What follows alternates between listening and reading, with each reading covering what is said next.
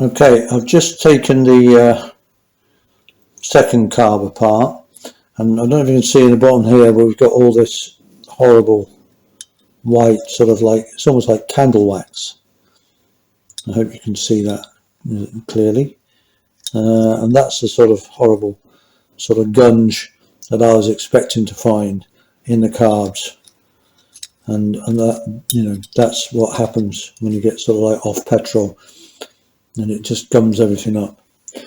Okay, so that, you know, I'm not surprised in the least that that's like that.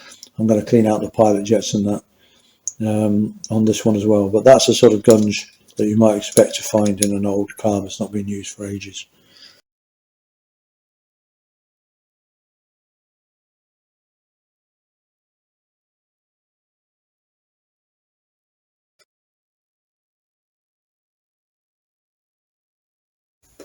Okay, we're going to look at the throttle slide assembly now. Throttle slide, which is the choke, and the needle. I want to take it apart. So probably best to make sure the choke is fully on, so that's down, so it just gets it out of our way a bit. Then we've got the main spring, and we have to pull this out a bit at a time, and then we kind of wedge it on the side of the throttle body, throttle valve, so that we can then push the needle out of the throttle valve. Okay, and then I'm going to let that go. Oh, let's put the spring back in. Okay, the needle, we need to check it that there's no scratches on it, that it's not bent. I'm making a note that this is in the middle groove. Now, I'm not sure on these carbs exactly which is the recommended groove, but what I am going to do is I'm going to take off the throttle. I'm going to take the throttle valve apart on the other side and just check it's in the same groove, which I'm sure it is. But those of you who've got the manual, the restoration manual, then when I took the carbs apart on my bike, I found out that this clip was actually in a different groove on each carburettor, so that's certainly not going to help matters. But so I'll be checking that. But what I'm checking for is that the needle's not scratched, it's not worn, and above all, it's not bent. Many years ago, back in the day, I bought my first proper bike. It was a BSA Starfire, and I got it for £60. I got it for £60 because it had a massive flat spot on it. It had idle, then not much beyond that flat, nothing, and then suddenly at like 3/4 throttle it'd take off like a scalded cat, or at least that's what it felt like, you know, to a 17-year-old boy at the time. Anyway, I had an idea there might be something wrong with the needle. I didn't know much about bikes then, so I took the carb apart, and sure enough, this needle was more like a hockey stick in shape. It was never seen anything so bent in your life, and now they managed to get it back in the carburettor. So I changed that, and hey presto, you know, the bike sort of ran like a dream. So check that. But obviously these are new. I'm just doing this really, just to demonstrate. Then let's say I want to take the valve off. Okay, let's have a look. So to begin with, the throttle valve, it's got a number 3 printed at the bottom. That tells you the size of the cutaway at the back. So 3, that's quite a small cutaway. The bigger the number, the bigger the cutaway. Okay, well, I mean, I'm sure that's standard for the Commando. So yeah, the spring is now back in, and all I'm going to do is push against that spring with the whole throttle valve until the needle, the cable, look at that, appears. I'm going to move it back now. It came out too quickly. I tell you what, oh God, it's just difficult. It just came straight out when I didn't want it to, because I'm trying to show you what to do. I'm going to put the choke back on so you can see a bit better. So the needle, the cable is held in this slot because that slot is small, and it's small enough to hold the nipple. That slot, the center slot, is just that bit bigger, and so the nipple slides through it. So I'm going to bring the nipple out of that slot, slide it across and back down that slot, and then the slide will come off. So that's going down the middle hole, and off comes the slide and the spring with it. And it's much the same principle for the choke, which I'm not going to do. I'll just turn it on. Okay, so you've got the nipple is going to push out the bottom there somewhere. Come on, nipple, push out the bottom, please. There you go. And then when the nipple's out the bottom, you're going to push that up the groove. I'm not going to do it. I'm going to try and demonstrate how to do it.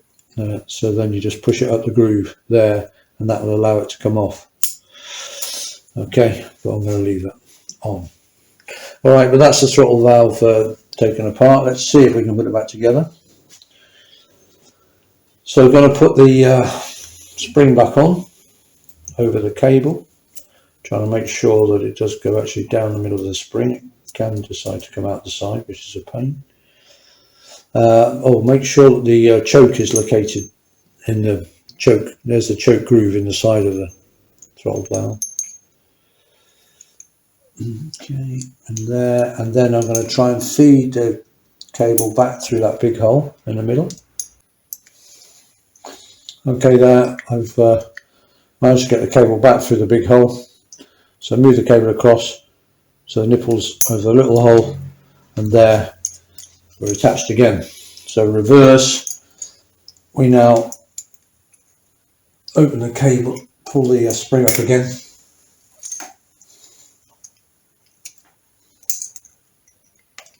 Wedge it again, and we put the needle back in.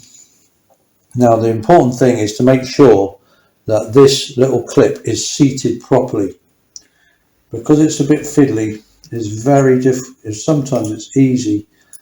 Look at that. For a start, right, it's come off. It's decided to come off the clip altogether. It's very easy to not get this seated properly.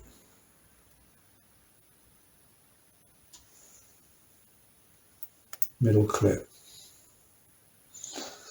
Hold the spring back again. Right. And just make sure there that is fully seated, and then that the spring is also fully seated around the needle. Yeah, it's really important that, because that spring, I've seen all sorts of things. The spring can catch on the needle and sort of jam it, because it needs to have a little bit of play on it and be free to rotate. And particularly that clip has been at all angles, and again it jams the needle and it can't work properly. So just treble check that the spring is properly seated, and so is the little clip. And there we go. So the main thing here to check for is where in the throttle valve itself, and you do that by sliding up and down the actual carburettor body and seeing what the play is like, making sure there are no tight spots. Those throttle bodies, they can warp and people over tighten them, and so make sure that it goes up and down smoothly. I should really have done that when I took the throttle valve off. I should have taken it to the throttle body and checked it, but I mean, these are new carbs, but if your carbs are anything like old, you need to do that. And you're also checking that the needle is free, it's not bent or scratched, and that it's in the correct groove, and that it's all seated properly inside. And those are the main things you're looking for on that assembly. Okay, what I'm going to do now is I'm going to take the needle out of this other side just to check it's in the same groove, and then we'll put the we're nearly ready to reassemble the carbs. The next thing I'm going to do, and this, I'm sure there are probably better ways of doing this, but we need to synchronize the carbs. Now what that means is, can we see this up there? Am I too high? We can just about, I'll bring them down, I'll bring them back down. I just don't want to damage the needles. Okay. Synchronize the carbs. Basically, we want to make sure that they both these valves open at exactly the same time. Otherwise, one carb is doing more work than the other. And also that the throttle valves are at the same height as each other. Otherwise, even if they're both opening at the same time, if one's higher than the other, one's doing more work than the other.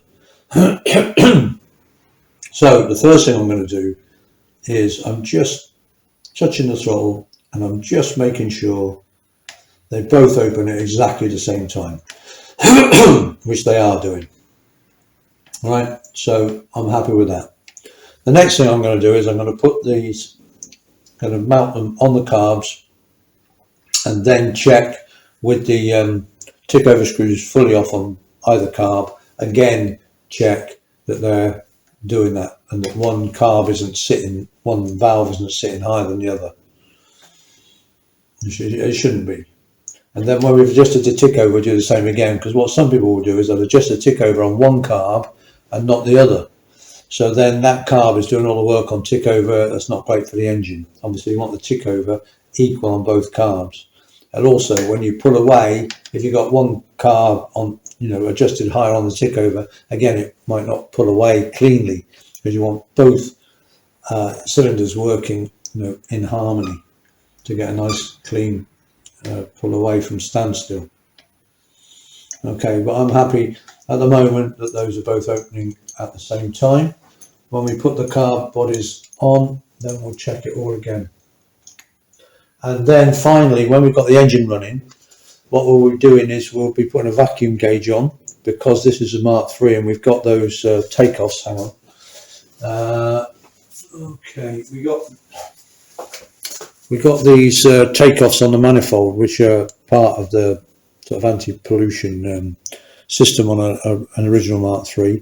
But we take the pipes off, and I can then put my vacuum gauges on, and we can tune the carbs and get them so they are both balanced or synchronized with each other, so they're both doing the same amount of work. So it's nice to have that on the Mark III. You can put the vacuum gauge on.